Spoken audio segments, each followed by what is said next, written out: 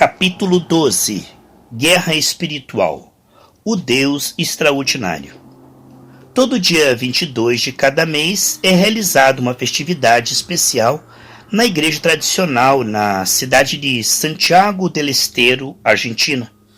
Em outubro de 1990, as pessoas daquela cidade resolveram fazer uma procissão, levando nos ombros um andor com uma imagem.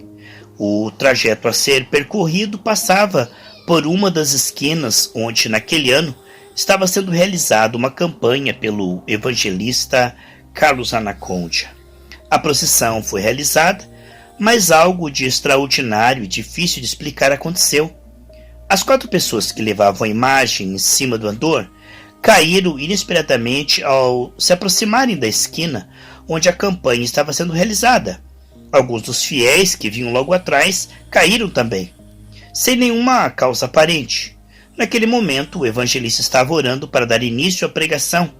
As pessoas que viram o ocorrido se assustaram e não entenderam exatamente o que estava acontecendo. Não sabiam que Deus estava atuando naquele momento com um propósito de salvação. O padre que estava liderando aquela procissão levou um susto tão grande ao ver aquilo que mandou que as outras pessoas pegassem a imagem e retornassem imediatamente para sua igreja. A sua principal preocupação foi não deixar que a imagem se quebrasse, embora a tampa de cristal já estivesse totalmente quebrada. Algumas das pessoas que caíram foram para o hospital, mas nenhum médico conseguiu diagnosticar qualquer coisa de mais grave. E as outras foram levadas para a tenda da libertação. Muitos dos fiéis que acompanhavam o padre sentiram curiosidade em saber o que estava acontecendo naquela campanha e, logo após guardarem a imagem, retornaram para o local do culto e ali aceitaram a Jesus como Salvador. No dia seguinte, quando o padre soube do que tinha acontecido, moveu todas as autoridades policiais da cidade para suspender a campanha, mas não conseguiu.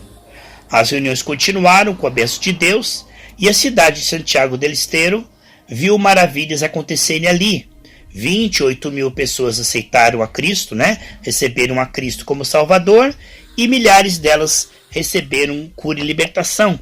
O caso mais impressionou, foi a cura de uma mulher cega de nascença, João, Santiago del Estero, Argentina. Nessa oportunidade, relatada pelo jornalista, visitamos a cidade de Santiago del Estero para realizar uma campanha que durou 40 dias. Antes da minha chegada, tinha-se apresentado na cidade um conhecido sacerdote que praticava parapsicologia e que estava percorrendo os países latino-americanos, negando os milagres, as curas e dizendo que o demônio não existe. Ao chegar ali com o meu grupo de ministério, Mensagem de Salvação, parte da igreja oficial tradicional, que estava entusiasmadíssima, porque dias atrás havia tido a visita de um dos seus expoentes mais famosos. Nessa reunião foi realizada em um local ao ar livre para aquela igreja local, e a igreja católica enviou um grupo, de pessoas com o propósito de interferir na nossa campanha.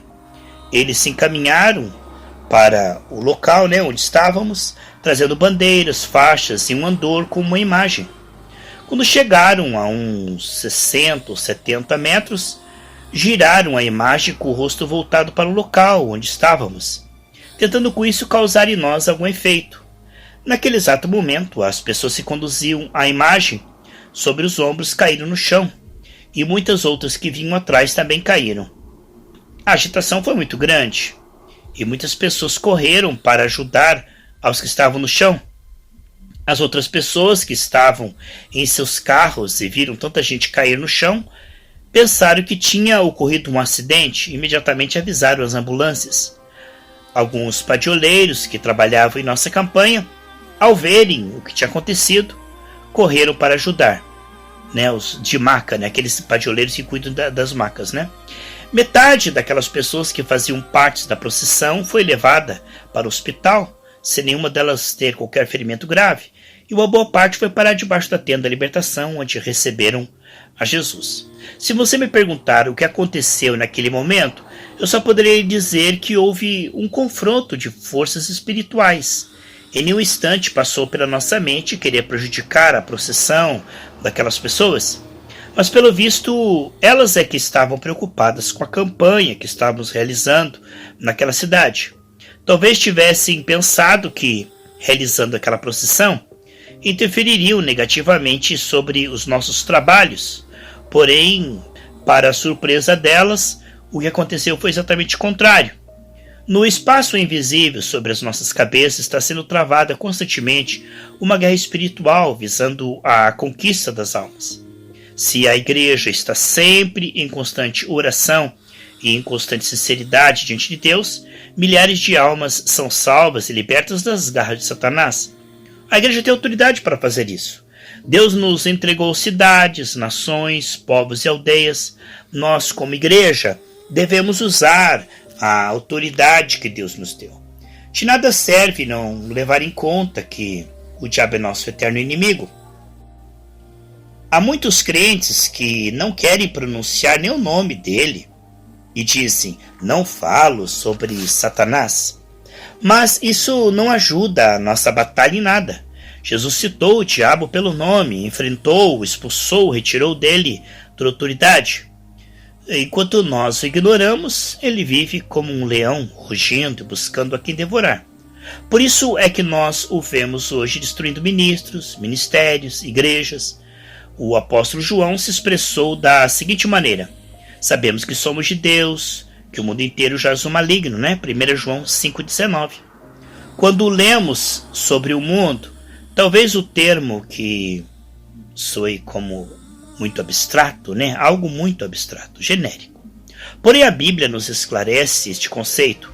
Quem não é por mim é contra mim, e quem comigo não ajunta espalha. Mateus 12,30. Há dois tipos de pessoas no mundo: as que são de Deus e as que não são. Sabemos que na terra são abundantes aqueles que não são de Deus. A nossa missão é levá-los aos pés de Jesus para que o conheçam e para que a palavra de Deus os transforme. A minha convicção é que já chegou o tempo de colocarmos em ação essa autoridade que Deus nos deu. Porém, muitas vezes, quando tentamos caminhar por nossa própria conta, o Espírito Santo de Deus nos toca no ombro e nos diz: por que você não deixa eu ir na frente? No entanto, na realidade, nós não queremos escutá-lo. Quisera eu que você pudesse entender quão grandes coisas Deus quer fazer por meio de sua vida e de seu ministério. Ele tem um propósito específico para cada um de nós. Portanto, temos que ser receptivos e deixar que Deus opere através de nós para o engrandecimento da sua obra. Muitos jovens me perguntam: irmão Carlos, o que o senhor fez para que Deus lhe desse esse ministério? E eu respondo: os dons são presentes de Deus e, como tais, não podem ser comprados. Nós não podemos pagar por eles. Deus os entrega à sua igreja para que ela os use de graça. Tudo o que eu pude fazer para que Deus me abençoasse, como orar e jejuar, eu fiz. Sempre me esforcei para que Ele me fortalecesse e me desse coragem para eu resistir em todos os momentos em que deparasse com o diabo. Mas acredito que não temos que pagar nada a Deus por qualquer coisa que Ele tem nos dado. Ele deseja ungir-nos, dar-nos graça, tudo como uma dádiva, um presente do céu, para que você possa fazer a mesma obra que Jesus fez aqui na terra. O primeiro passo que um crente deve dar para agradecer a Deus é esforçar-se para viver uma vida de conversão sincera, consagração diante dele, pela graça. Na realidade, isso não é fácil, devido às diversas situações que fazem com que o homem perca a bênção de Deus. Muitas vezes queremos que o Senhor nos dê da sua bênção e da sua graça, mas não estamos dispostos a lhe entregar tudo o que ele nos pede. Li certa vez uma história que ilustra exatamente o que eu estou dizendo. Uma criança perguntou ao seu pai: papai, você pode consertar este caminhão? O pai segurou o brinquedo, inspecionou e em seguida respondeu ao menininho: filho, Se você me der as peças que estão faltando, eu consertarei. E o que está faltando? Quis saber o menino. Estão faltando as rodas, o para-choque e as portas. Se você me der essas peças, eu consertarei. A criança foi até um caixote onde guardava seus brinquedos e ali encontrou quase tudo, menos uma roda. Porém, depois de muito procurar, ele não encontrou. O pai pôde finalmente consertar o brinquedo e o filho ficou muito contente. Se você disser a Deus, Senhor, eu quero que tu me operes na minha vida, né? Quero que coloques a minha vida em ordem. Quero a tua unção. Ele mandará mudar coisas que ainda estão completamente... não estão muito bem, corretamente na nossa vida, né? Ele não estão ainda. Ele pedirá que façamos uma entrega completa da nossa vida a ele. Só quando fizermos isto é que ele poderá operar, entendeu? Em nossa vida. Quando você caminha na perfeita vontade de Deus, as coisas acontecem sem que seja necessário se preocupar. Um dia eu fui a um hospital para orar por um enfermo. Na cama ao lado havia um homem à morte, eu não sabia. Orei pela pessoa a quem eu havia ido visitar e ela ficou curada. Mas o surpreendente, né, foi que depois que eu saí do hospital, o homem que estava quase morto na cama ao lado levantou-se e produziu um grande alvoroço naquela enfermaria ao constatar que havia sido curado. Eu não soube nada do que havia acontecido, até que algumas pessoas que testemunharam os acontecimentos me procuraram para contar. Quando caminhamos dentro da vontade de Deus, as coisas acontecem. O importante é termos sua unção. A coisa mais maravilhosa que Deus pode dar-nos depois da salvação é a unção e o poder do Espírito Santo. Se uma pessoa está em sintonia com Deus, as coisas acontecem sem que ela por si mesma faça nada. A pessoa não faz nada. A unção é uma dádiva de Deus para todos os que andam em obediência. Portanto, como estamos em guerra, devemos andar cheios da unção de Deus para podermos sair vitoriosos nessa luta. Isto é necessário porque o nosso adversário é o diabo e suas hostes.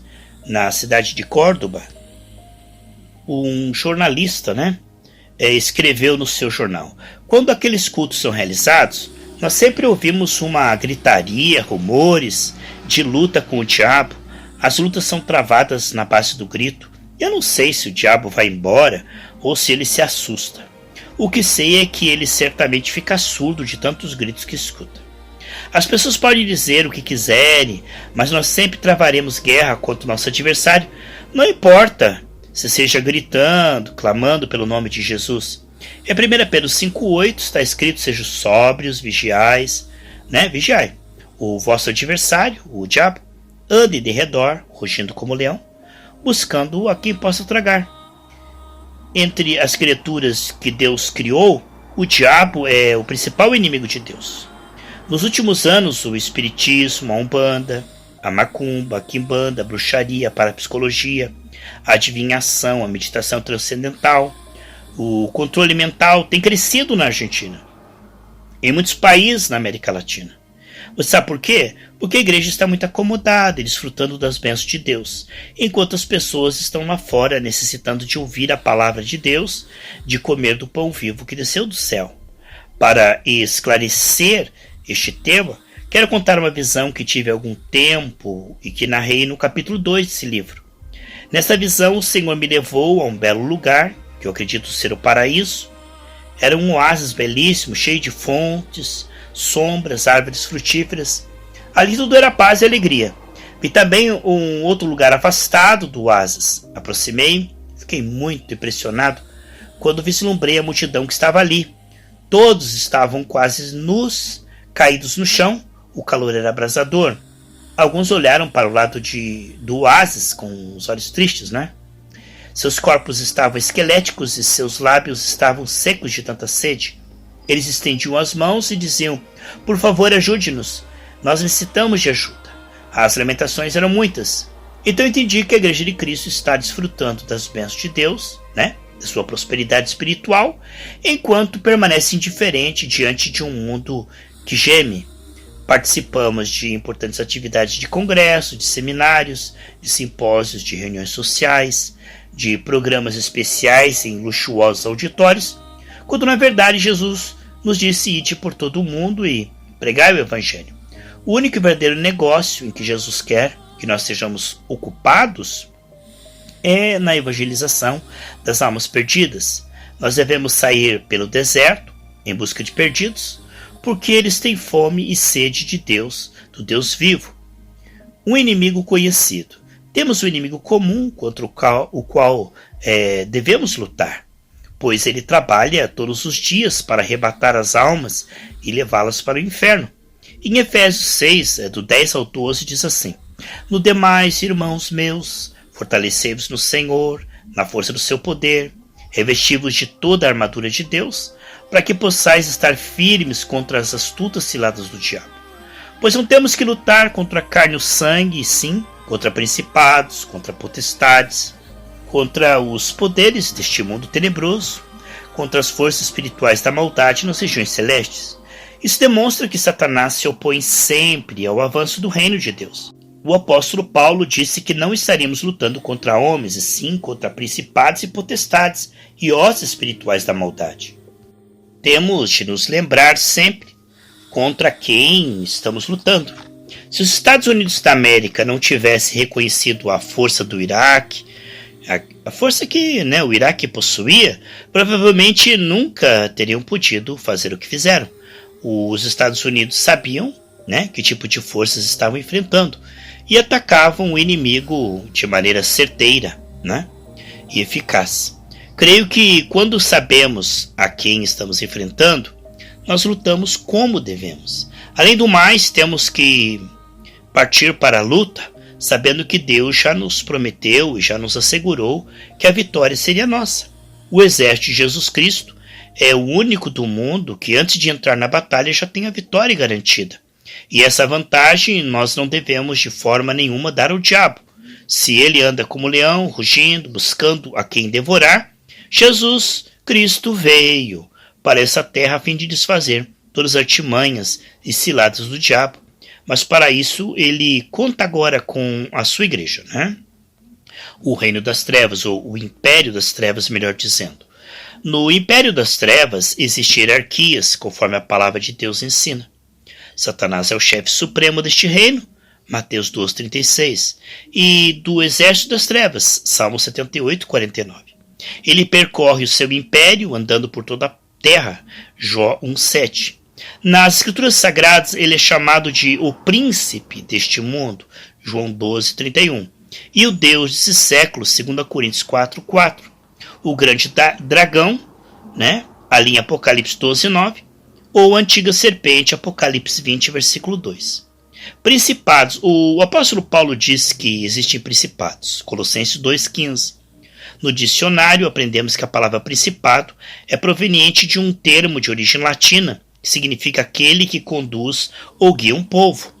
Ele é a máxima autoridade, o governo, em um estado de modelo monárquico. O príncipe ou principado tem poder sobre toda uma nação, Daniel 10, do versículo 13 ao 20. Potestades, Paulo também diz que existe potestades. Conforme o dicionário, a palavra potestade significa autoridade e domínio sobre uma jurisdição ampla, bem determinada, que foi designada pelo poder real. Neste caso, o poder real é Satanás.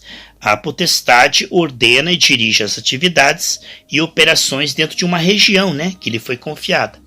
É príncipe das trevas. Segundo, o que podemos ver aqui nesse texto, seguindo essa hierarquia, o apóstolo Paulo também diz que existem os príncipes do mundo dessas trevas, em Efésios 6:12.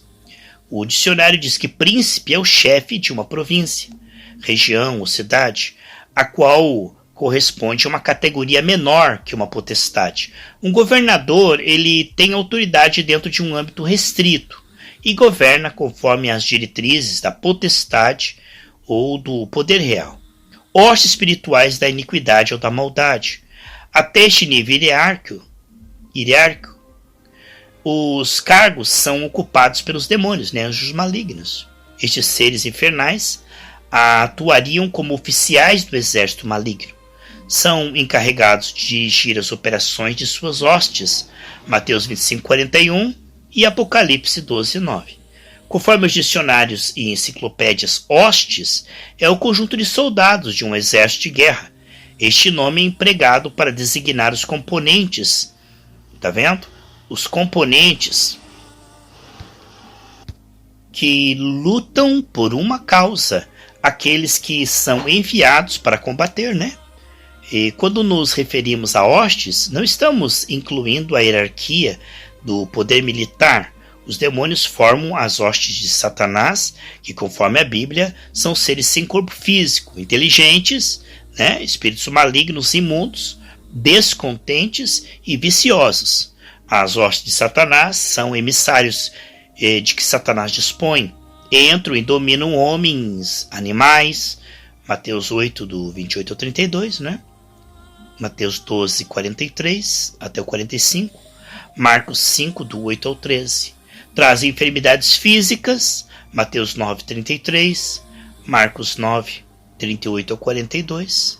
Atormentam, produzem enfermidades mentais, conduzem o homem à corrupção e à destruição. Marcos 5, 4 e 5. Isso quer dizer então que Satanás tem um exército bem constituído, né? O próprio Jesus Cristo disse que esse exército não se dividia, unidos para enfrentar a guerra. Conforme temos visto até aqui, o reino das trevas, o império das trevas, né, tem suas hierarquias. As suas hostes estão unidas para a maldade. Nós, como crentes, temos de estar debaixo do poder de Deus para enfrentar e vencer as hostes de Satanás. Em sua oração, né, ao Pai, Jesus pediu pela união de todos os crentes. Isso está lá em João 17, 21. Pai, para que todos sejam um, como tu, ó Pai, o é em mim e eu em ti. Que eles também sejam um em nós, para que o mundo creia que tu me enviaste. Temos de estar unidos, irmãos, sem levar em conta as diferentes denominações. Temos de ser um no Senhor. A autoridade que vem de Jesus Cristo. Quando Satanás mostrou a Jesus os reinos da terra para tentá-lo, ele levou um alto monte e lhe disse: olha, dar-te-ei toda essa autoridade e glória destes reinos, pois a mim me foi entregue, e a dou a quem quiser. Lucas 4, versículo 6. Jesus, desprezando o que lhe havia dito, olhou para as potestades e respondeu com o texto da palavra: vai-te, Satanás, pois está escrito: ao Senhor teu Deus adorarás, e só a ele servirás. Mateus 4:10. Satanás disse que todos os reinos lhe haviam sido entregues. Mas quem os entregou? Deus? De maneira nenhuma. Ele recebeu os reinos das mãos de Adão, né? Ele recebeu os reinos, não foi da mão de Deus, não. De quem foi que ele recebeu? De Adão. Lendo a Bíblia em Gênesis 1:28, vemos a bênção que Deus havia dado ao homem quando lhe entregou toda a autoridade e domínio sobre as criaturas da terra, né? Todas as criaturas da terra. Sabemos que a palavra Senhor, ou amo, dono, com letra minúscula, Senhor, ao dizer ao homem que ele dominasse sobre toda a terra, Deus estava dizendo que tudo era do homem. Adão era a coroa da criação, né? Porém, ao desobedecer a Deus, o diabo que vive rodeando a terra e buscando a quem devorar, tirou essa autoridade e o direito da posição da terra. Digamos que Adão entregou a Satanás essa autoridade por causa do pecado, né? Isso nos ajuda a entender porque o diabo tem poder e autoridade. É porque nós estamos aqui para lutar contra ele e para arrebatar as almas que ele tem em suas garras. Se nós não as arrebatarmos no nome do Senhor Jesus, ele não as soltará. Né? Alguma dessas coisas, se nós analisarmos no capítulo 3, devemos recapitular aqui, né, vários pontos que esclarecem mais esse tema. Nós já sabemos que o homem perdeu a autoridade e o poder sobre a terra, mas Jesus pagou a dívida. Ao ressuscitar, ele cancelou a hipoteca, né, que pesava sobre o homem. E agora ele tem todo o direito de exigir a posse da terra. Essa autoridade que ele conquistou para si mas nos entregou, capacita-nos a dizer ao diabo: Satanás, solta isso, pois não te pertence. E dessa forma, arrebatar o que quisermos das mãos de Satanás, no nome de Jesus. Satanás está usurpando a terra, mas nós temos poder para recuperar tudo na autoridade que Deus nos deu. Podemos lutar contra as forças da maldade com as armas naturais, como uma metralhadora, né? Uma metralhadora, uma bomba atômica? Não podemos. Mas temos algo mais poderoso. Temos o Espírito Santo e a unção de Deus. Isso vale mais que todas as bombas nucleares juntas. Como devemos lutar? Como lutou Daniel.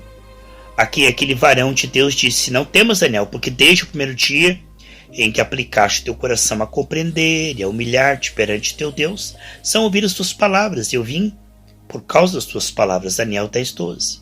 Daniel estava orando com entendimento, porque havia compreendido quem era o seu inimigo. Mas assim mesmo, a resistência do príncipe da Pérsia durou 21 dias. Os principados diabólicos se opuseram à resposta de Deus. Veja aí Daniel 10. Que palavras Daniel teria pronunciado? Posso imaginar Daniel com o rosto no chão, dizendo: escute aqui, Satanás, solte essa cidade, solte essa nação. Imagine também que ele, com poder e autoridade que o Espírito Santo lhe havia dado, deve ter mandado o diabo soltar as almas que ele tinha presas nas suas garras. Às vezes pedimos algo a Deus que durante 2 ou 3 dias e depois deixamos de fazê-lo, porém temos de arrebatar tudo que o diabo nos roubou. Devemos ter perseverança. Você deve ser firme e constante em suas orações. Pense nas batalhas espirituais que estão sendo travadas no caminho por onde virá a resposta. Se Satanás roubou um filho de Deus e lançou no lamaçal de pecados deste mundo, diga: escute aqui, Satanás, em nome de Jesus. Eu te ordeno que soltes essa pessoa. Ordeno que solte essa vida no nome de Jesus. Continue orando até que o diabo a solte.